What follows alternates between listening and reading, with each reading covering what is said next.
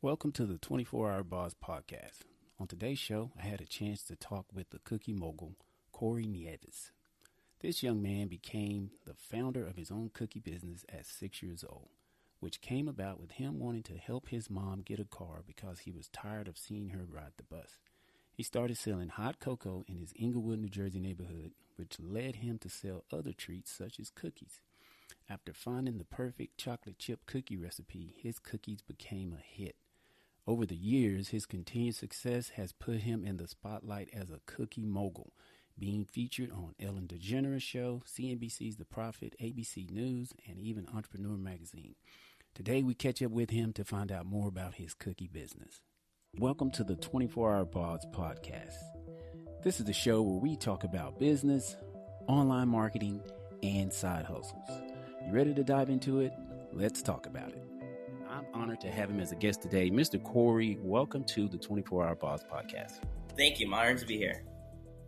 Hey, yes. Thank you so much for taking the time. I do appreciate it. And speaking of Entrepreneur Magazine, that's actually how I came across you, which was like 2 years ago. I was looking at Entrepreneur Magazine and I saw an ad that had all of these young entrepreneurs, and you were one of those featured in there. And I was like, wow, that is pretty amazing. At the time, I didn't have a podcast, but I was like, it would be pretty cool to have this young man on to speak to him. And of course, today, that's what we're doing. So again, I appreciate your time today, sir. And we'll just jump right into this and have you just answer some of these questions. Okay, so at 6 years old, when you look back on how things were for you and your mom, what was going through your mind at that time at 6 years old? When I was 6 years old, I noticed, we didn't have a car. We'll take the bus around everywhere. So I said, you know what? What about if I sell and start raising some money? I could probably get my mom a car. I also didn't know how much cars costed back then. But I said, hey, I could raise some money to help out. So we started, selling the cookies, the hot chocolate, lemonade. And that's how it started. That's how the magic began. Wow, that's pretty amazing. And I'm just thinking of that because at 6 years old, I know for myself, and I'm pretty sure a lot of people can relate to this. We're not thinking about starting a business or even selling things, to maybe help out. I mean, at 6 years old, I can say my mind was probably on like playing with toys, Lego blocks, G.I. Joe, things like that. So you had pretty much a business mind at 6 years old. And I'm just trying to figure out, where did this business savviness come from at 6 years old? Well, let me see. We got from reading and watching, some videos and everything. But it wasn't just really the business mind and everything. It was just me wanting to help out my mom because she did so much. So I said, let's start selling some cookies, lemonade, and just doing something to help out any way I could. The business mind and aspect, I guess, came in when I was around probably 8 years old, maybe 8 to 9. That's when I started focusing mostly on the business side and the financials. And then when I got older, like now, my teens, I'm really heavily into finances and the, big investing market and everything. Right. And like today, I guess for my audience sake, because I stated that, you started like around 6, but you're 17. Is that right today? 17? Correct. Yes. That's my birthday. 17. So for those of you listening, yes, he's 17 now, which is pretty amazing that, he just had this mindset to. And I think, I guess, kudos to you, because at 6 years old, I think all of us, of course, we would love to, help our moms and do what we can for our parents, which is, that's great. And that's what, children should do. I don't know if a lot of young people would think that far, but that's pretty remarkable when I think about it. Okay, so you start selling, you start selling these cookies and you find what you think is like the perfect cookie recipe. How did you know like this recipe was the one? How did you know that? Well, after creating multiple cookies and different recipes, we had so many of our customers and friends and family try them out, say, what do you think about this? Give us the honest feedback. And after months, baking magic in the kitchen, voila, the magic cookie came out. Perfect chocolate chip cookie. The perfect chocolate chip cookie. I like that. And like I said, that's one of the ones that I ordered actually. So I'm going to be anticipating that one myself. Yes. And so locally, yeah, man, I like I said, it's an amazing story you have here. So locally, your cookies are their success. So when was like the moment, like, you're selling these cookies and, you're kind of growing and blowing up. But when was like the moment where you said, okay, I think we're on to something big here? I would say the moment I noticed Mr. Grace Cookies was something spectacular was once we started getting, a large community base and people just started loving and supporting our cookies. Um, all, positive feedback on our recipes. And that's when I noticed, oh, this is something huge. And once we got on the Ellen Degeneres Show and all the news stations and all this publicity and marketing, it was just something I said, wow, this is, this is the future. That is so great. Very much an inspiration. I mean, you got an inspiring story. Like I said, you're 17, I'm 46, and I'm like, man, this young man is really heading places, which is great. And like I said, kudos to Thank you. So let me ask you this: Thanks. so you got all this success with your cookies. You're on the Ellen DeGeneres. So before this, I don't know, maybe leading up to this, did you face any struggles, or was there any I don't know, cases of failure where you said, I don't know if this is going to work? Did you face any of that? Yeah, all businesses and startups face a lot of struggles and trials and tribulations when they're starting their company. When I first started Mr. Grace Cookies and now, there was a bunch of hurdles thrown our way, inspections, getting incorporated, all these, taxes and numbers, all this boring, business and dope stuff we have to do to make it an official company. And then after you get through that, basically there's a nice little road of easiness and then another hurdle. But I always like to say, if there's always bad stuff happening, that means you're doing something good. Because there's always something good happening, then, something's not right. But if you have some bad hurdles and mistakes, you're creating something spectacular. Wow, wonderful. Yeah, that's great advice. If everything's going right, yeah, you need to look around the corner and see what's going on. So that's great advice. And good to hear. So let me ask you this. What's like out of your cookies, what's your favorite? What's your favorite cookie to make? Chocolate chip, the American classic. Oh, man, I would agree with that. That's probably my favorite cookie as well. I'm a cookie lover myself. That may be what drawn me into your story, but at the same time, with you being young, that's pretty amazing. But okay, chocolate chip is your favorite, definitely. Okay.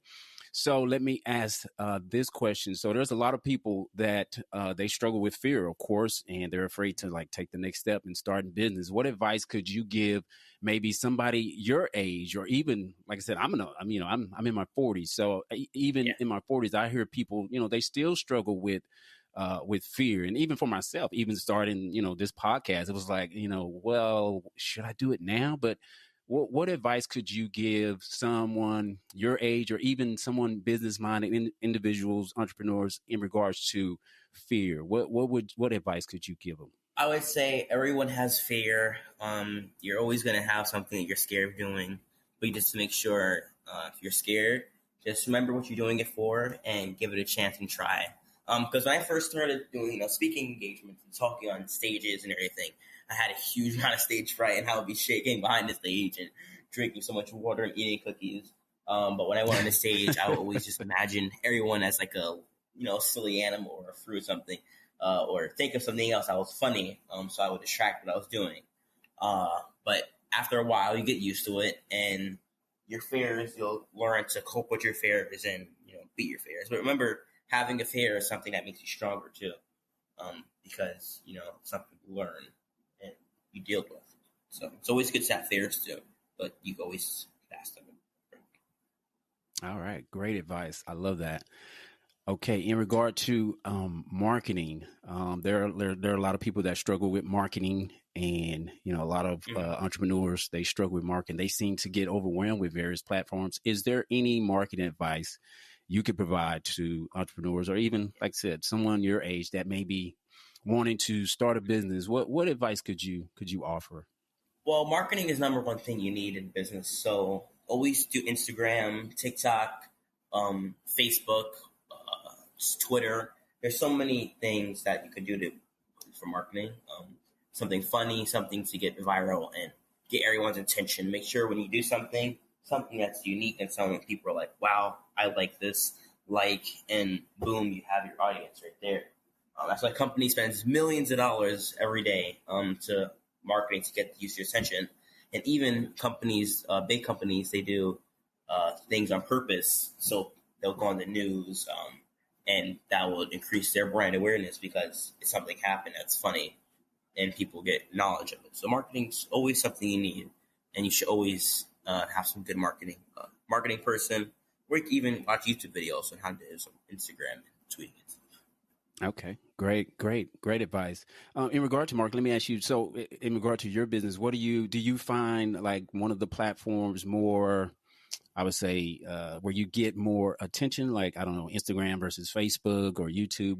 What for your business? What are you guys seeing as far I as would marketing? Like, say most of our attention for marketing comes from Instagram because a lot of okay, foodies and everything they use Instagram and like their cookies and stuff like that. So Instagram is a big marketing platform for us. okay, yeah, I could see that because the Instagram, of course, has the great visuals and the pictures, and you're drawn into that. So I could see that. Great advice. We appreciate that. So let me ask you. This is just an off the wall question, which is a Mhm. very easy question, but I think you can answer it. So, what do you prefer? What's better, Android or Apple? I'm sorry, but I'm gonna have to go with Apple. I'm a big Apple fan. Oh I wow. like Apple's phone because it's simple and it's clean. But for if I use for desktop and everything, I'm not a Mac OS fan. I'm mostly a Linux fan. I'm a coder, so I like coding and everything. And I find that Apple isn't too big, isn't really good for what I like to do. So I love Mhm. Linux. I'm a huge Linux fan. And privacy fan too. So I do like Apple's uh, mobile operating system. But Androids, I don't know. Something with Android, I can't really get my head around. Oh. Android's cool, but I'm gonna have to go with Oh, Mr. Corey. Oh, Mr. Corey. Apple. I understand. Actually, I love both of them. I have hmm I got an iPad and I use an Android phone, so I say Nice. that's Yeah, that's Android's me cool too. having the best of both worlds. But I mean, I can understand the Apples, and Yeah, I give Apple credit because when they introduced that smartphone, that was like wow, that's just blowed everything out the water. So yeah. I give But Apple their for credit. my desktop and computer, I'm a huge Linux fan, so I Linux, can't leave okay, Linux. yes. Yeah. Yeah, I've supported Linux, so I'm kind of familiar with that. And I heard you say you're a coder, so that's awesome. You're doing Yes. coding. Yeah. Full stack developer. Okay, so is that what you're doing, like behind the scenes, Yeah. outside of the cookie? Yeah, I've been coding for a while. Since I was really young, I just haven't really focused on it. But during COVID, I really focused on it and started learning more languages and back end stuff, and front Hmm. end, and also really big into crypto. So love crypto, love Phantom community, new smart chain. Okay, wonderful. Okay, all right. So, in regard to your mom, if you could put into words the support your mom has given you regarding this business and even in life in general, what would you say? I know that's probably one that you could It's probably talk hours yeah. about, but if you could, I don't know, Um, maybe give some there's thoughts to one that. word I guess to describe it was I don't know. It's a lot. It's maybe like infinity because she supported me so much and keeps on supporting me through everything and through everything happens after everything happening and everything. She always supported me and always been there for me. So there's no one could ever replace her what she's done and what she's done for Miss Grace Cookies. Because without her, she's the backbone of Miss Grace Cookies. To be honest, she helps everything get started and rolling, and she's my number one fan, number one supporter. So I couldn't do anything without her. Yeah, I would agree with that. Like you said, moms can't be replaced, and Yeah.